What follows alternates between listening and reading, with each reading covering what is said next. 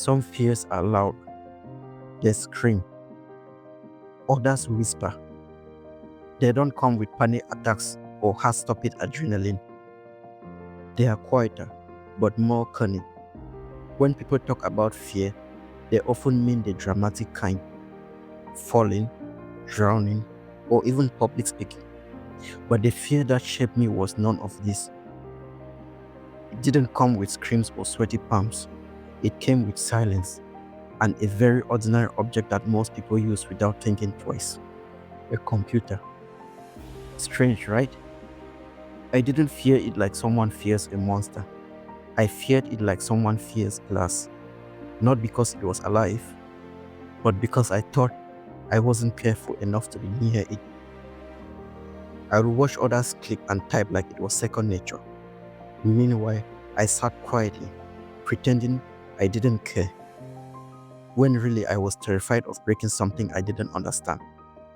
That's the thing about irrational fears. They don't announce themselves as irrational. They just convince you that this thing isn't for you. But then, one day, I opened the door, not because I felt brave, but because I was tired of not knowing what was on the other side. To dare is to lose one's footing momentarily. Not to dare is to lose oneself. Soren Kierkegaard. That decision, quite awkward and totally unremarkable at the time, would change everything. This is the story of how I walked into my fear and found a wall I never expected to call a home.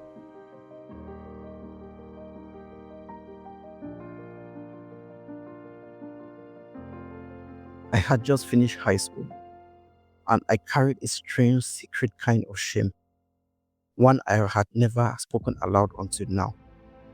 I was afraid of computers, not just intimidated, afraid. I would watch classmates fly across keyboards, playing games like Zuma or making Word documents look like digital. Me? I would simply freeze. The moment someone handed me a mouse, my palms would go sweaty, like I was holding a live wire. I genuinely thought I would break something, so I avoided it at all costs. All through secondary school, I stayed far from the computer lab. I could solve a quadratic equation in seconds, but I didn't know what the power button looked like. And no one noticed. I kept my fear neatly hidden beneath a confident smile. But after graduation, something shifted. Maybe it was the freedom of no longer being in uniform. Maybe it was the silence that follows a major life chapter. But I woke up one morning and thought, what if I just walk straight into it? So I signed up for basic computer code, Word, Excel, typing, 2 months, nothing fancy.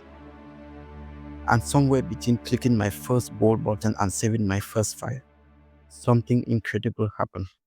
I realized I loved it.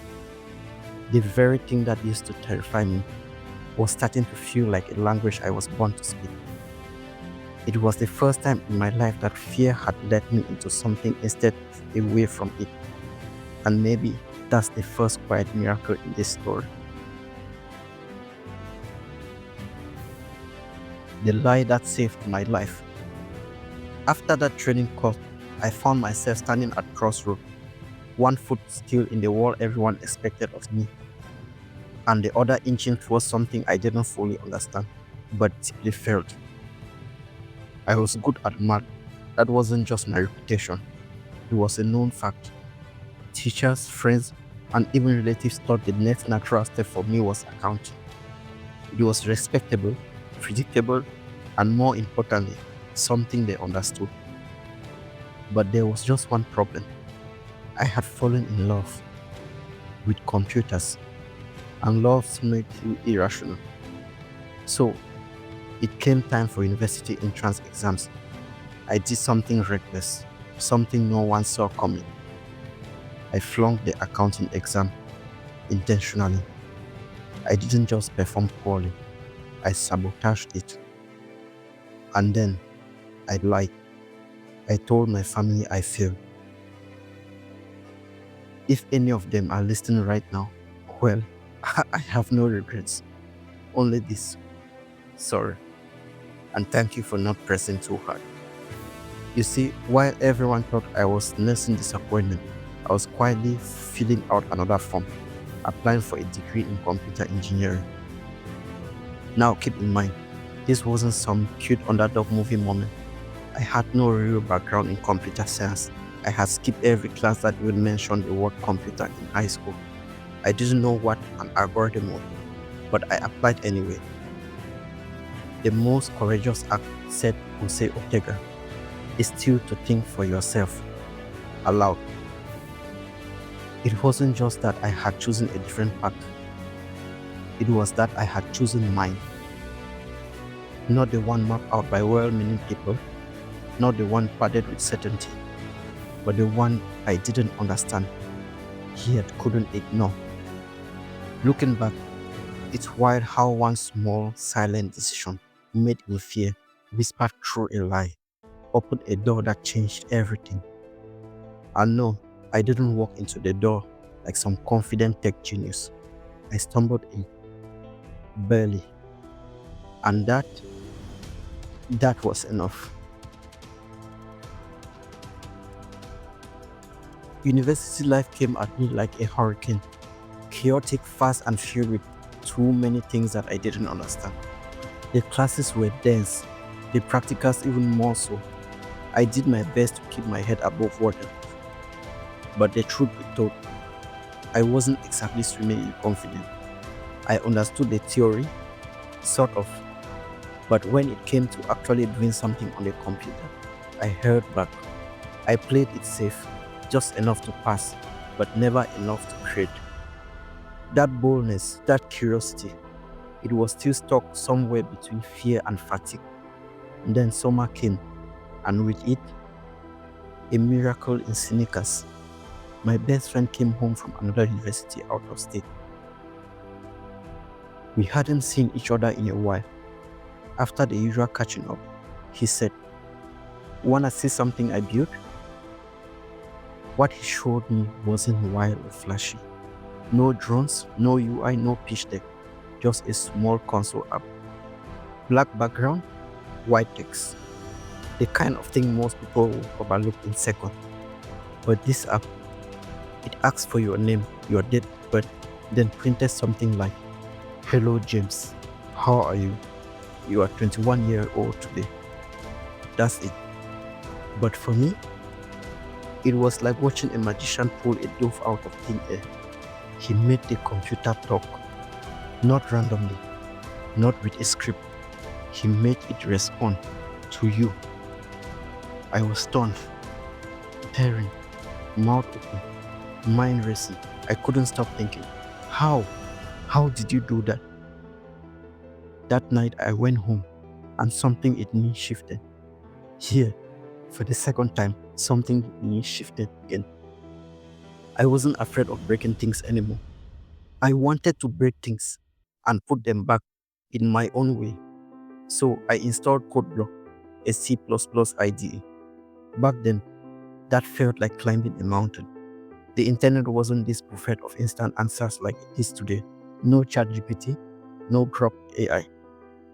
You couldn't just type how to add two numbers in C programming and copy paste your way to glory. Nope. You had to hunt for PDFs and crack open thick books and read until things clicked. In learning, you will teach, said Phil Collins, and in teaching, you will learn. My first goal was very simple: replicate my friends' apps. Just make the computer say something back to me. And one desire turned into nights of typing, deleting, failing, trying again, and somehow eventually succeeding. And just like that, programming went from something I feared to something that fascinated me. This wasn't about passing school anymore. It was personal now. What began as curiosity quickly spiraled into obsession. Once I replicated that console greeting app, I didn't stop to celebrate. I didn't even tell anyone. What if I can make the computer say hello? I set my sights on a calculator, not a fancy kind, just a basic console calculator that could add two numbers. But back then, with limited resources and almost no internet, this felt like trying to build a spaceship out of cardboard and glue. I scoured dusty computer centers for programming books. I collected PDFs like they were rare screws. And every now and then, I would stumble across something useful, a snippet, an explanation, a paragraph that made the fog in my head lift just for a second. And then came the real grind. Line by line, I built this calculator. First came addition and subtraction, and before long, I added multiplication and division. Each time I ran the program and it returned the right answer, I would feel this weird joy. Not excitement, joy. Quite deep and oddly humbling. But I wasn't just building a calculator. I was learning how to think. The function of education is to teach one to think intensively and to think critically, said Martin Luther King. Intelligence plus character. That is the goal of education. That was exactly what programming was teaching me. How to think intensively, how to debug my mind, not just my code. Soon enough, my app wasn't so small anymore. I added conversion tools for units. Then I added solvers for quadratic equations and simultaneous systems. I wanted it all in there. My humble console calculator soon ballooned to over 5,000 lines of code. But there was a problem. No matter how powerful the logic was, all happened in a console window. That black screen with the white letter. It was ugly and primitive, and I had grown to hate it. So I looked outward. I wanted GUI, graphic user interfaces, real Windows buttons, and maybe even some colors. I tried everything. First, I wrestled with GUI programming in code blocks, a nightmare. Then I discovered Qt, a powerful but painfully complex framework. I downloaded it, installed it, and tried to run a sample project. And it failed. I spent days trying to build a Hello World GUI window. You would think I was Andrew Tate trying to build or trying to open the matrix. At one point, I almost gave up. But I remember what the Stone Quarry had taught me: the grit, the stubbornness. So I unplugged Qt, sat back, and reminded myself that the journey was more important than the shortcut. I will figure this out. Maybe just not today. Not like this. In the meantime, I focused on other skills, learning to type for one. I needed to make the keyboard an extension of my mind. We are what we repeatedly do, said Aristotle. Excellence, then, is not an act, but a habit. This wasn't about talent anymore. It was about repetition, patience, and hunger. And with every keystroke, I became something more than a student. I was becoming a builder.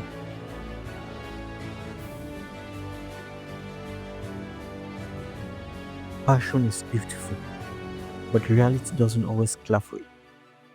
In my second year of university, just as I was hitting my stride with programming, life tapped me on the shoulder with a reminder. You need to survive out here. It was time for internship. Now, keep in mind, I was majoring in software engineering with computing as a minor. But where I lived, software wasn't just underappreciated. It was almost non-existent as a career.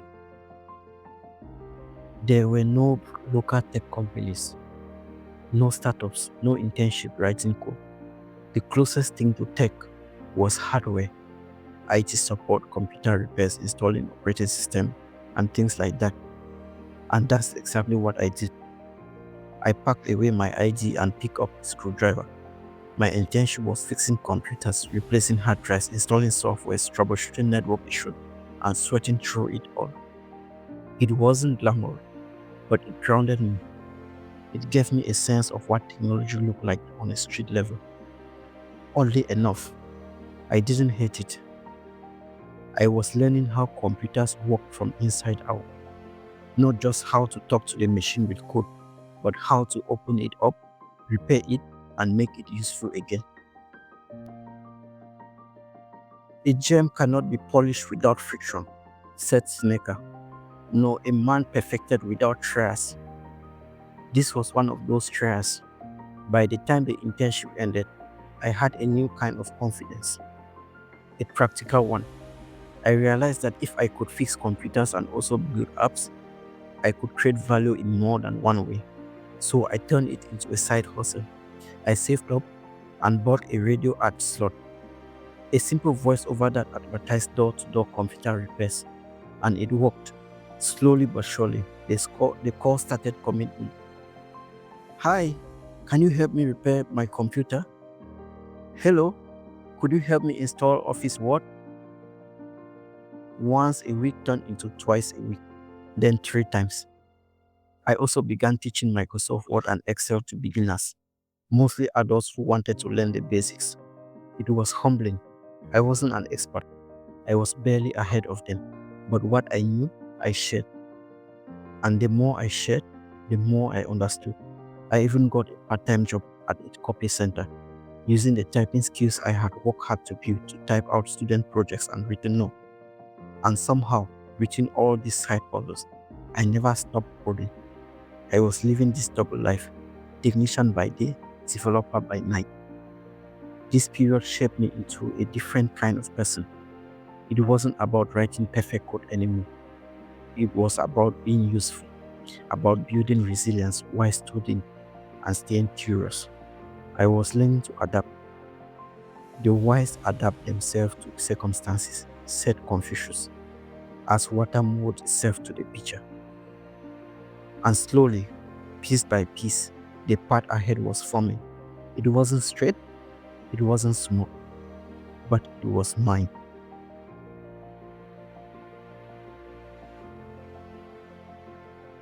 Some seasons are made of sun, sand, and sea.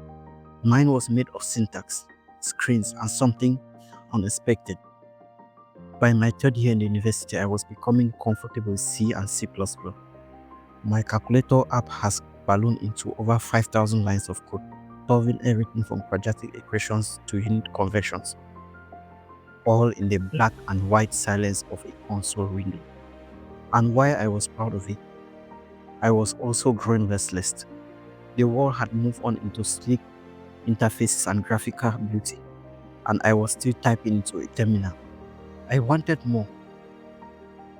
I wanted windows that I could click on buttons that did things. I wanted my code to look like software. But transitioning into GUI was no walk in the park. I tried using Qt, and let's just say it almost broke me. Installing it felt like assembling IKEA furniture blindfolded. Tutorials were scarce, documentations were dense, and every step felt like hitting a new wall. I almost gave up. But then, that same resilience, the one forged in stone quarries and soldered through nights-long debugging sessions, wouldn't let me. I backed off Qt, but I kept searching. And then came the summer that changed it all. Internet access was slowly becoming more affordable. So one day, while searching for beginner-friendly GUI development tutorials, I stumbled across something alive. Microsoft Virtual Academy. And there he was, a calm voice, a clear mind, a teacher who made programming feel like storytelling. Bob Tabo. Bob wasn't just teaching C#, he was demystifying it. He broke down object-oriented programming like he was explaining it to a child, or rather, someone afraid to admit they didn't really get it. I soaked it in all, line by line, lesson by lesson. He spoke, I listened. He coded, I typed. That was the beginning of my love affair with C#. When the student is ready, the teacher will appear. Loiseau. C# made things easier. Yes, but it also made things possible. I saw, for the first time, a path to GUI that didn't involve acne configurations and dead-end forums. Using WPF or Windows Presentation Foundation, I created my first graphical window. A simple one. It didn't do much, but it looked real. Suddenly, everything I had built in that 5,000 line console app calculator had a future. I started rewriting the calculator, this time with buttons, input fields, color, and structure. I wasn't an expert in either GUI or WPF, but I had just enough to bring it to life. And for the first time, it looked like an app. That summer, I didn't travel, didn't party, didn't rest. I stayed up late, missed meals. I had code running through my dreams. I reached that level of obsession where every error felt like a riddle and every fix felt like a small victory. And here's what surprised me most. I started teaching introductory programming classes for first year students, mostly C and C++ basics. Not for money, not for recognition, but because I discovered that teaching helped me to learn faster. Concepts that once seemed abstract became solid when I had to explain them out loud. To teach is to learn twice, said Joseph Schubert. And he wasn't wrong. That summer, the lines blurred between student and teacher, between hobby and purpose. And though I didn't know it then, that spark, the one Bob lit, would carry me through the next chapter of my journey.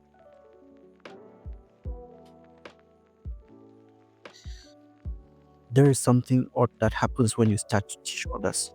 You start to hear your own gap, the parts you thought you understood, but never truly processed. It's humbling and oddly empowering. By the time I reached my third year, something had shifted. I wasn't just learning programming anymore. I was becoming someone who could share it.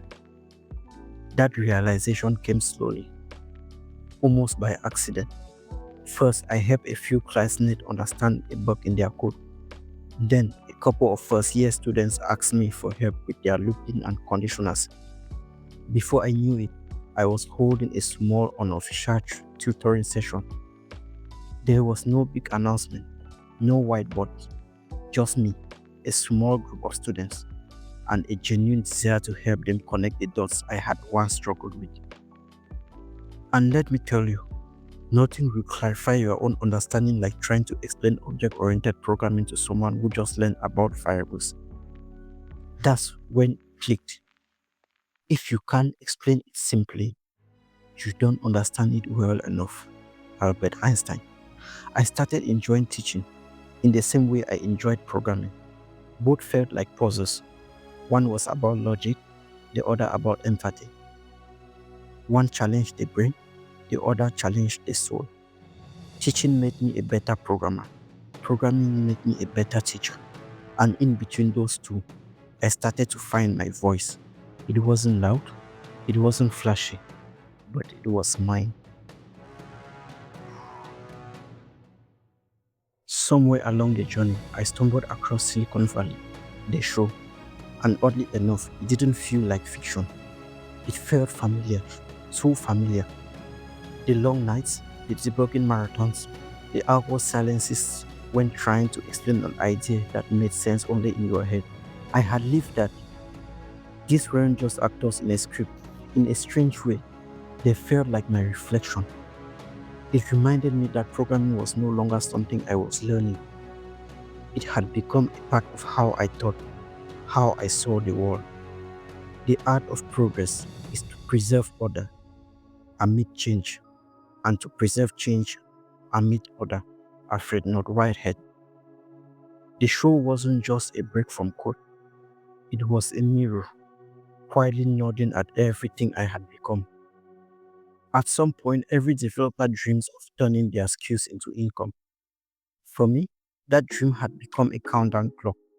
I was nearing graduation, broke, and tired of typing other people's projects just to afford data. So, I did what any scrappy, half-confident coder would do. I googled how to make money programming. The answer was two websites, Freelancer and Upwork. Back then, these platforms were like the Wild West.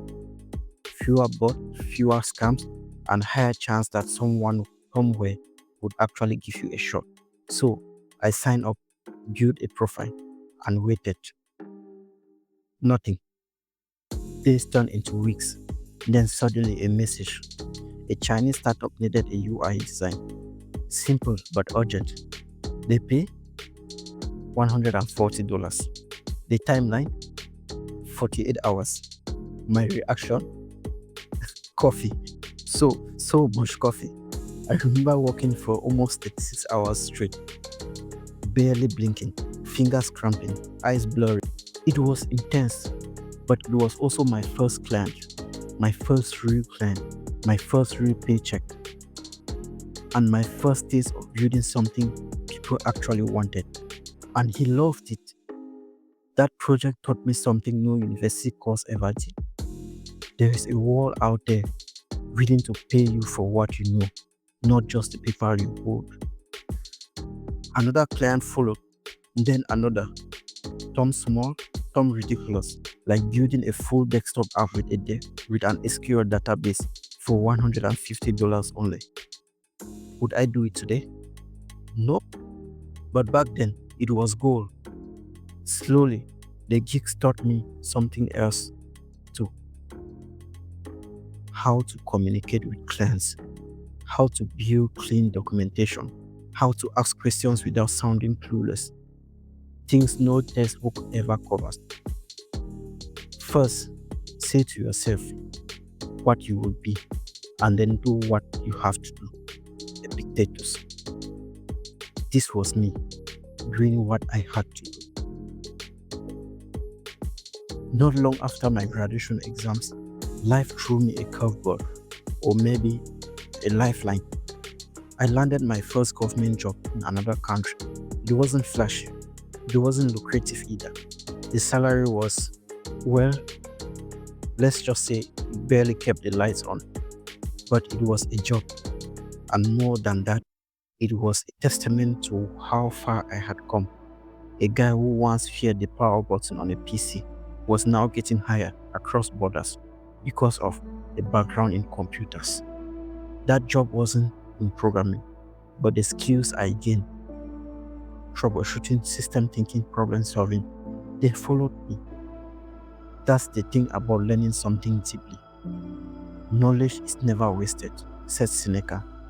It makes you ready, even when you don't know what you are preparing for. This chapter wasn't glamorous, but it opened doors, and I walked through, knowing that even if I wasn't building apps full time, a computer had already reviewed me. I didn't stop learning. Programming had opened a door, and curiosity kept me walking. I dabbled into web development, built my first app with ASP.NET, deployed it to Azure, and got AWS Cloud Practitioner certification just to understand how the cloud worked. I even became Cisco certified. Not, not because I needed to, but because knowledge had become addictive. But this isn't a deep dive. This chapter isn't about tech stacks or certification. It's just a nod to the quiet pursuit of mastery that continued behind the scenes. Because once you catch the learning bug, you stop needing applause. You just keep going. The reward of a thing well done is to have it done, said Emerson. And that was enough.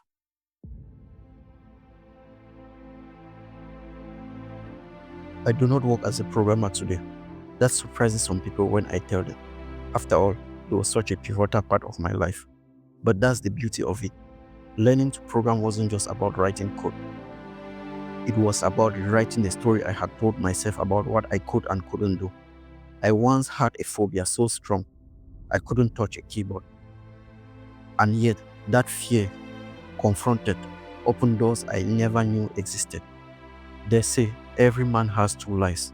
The second begins the moment he realizes he only has one. That's what learning to code gave me. Not just a skill, but a second life, a way of thinking, a kind of freedom.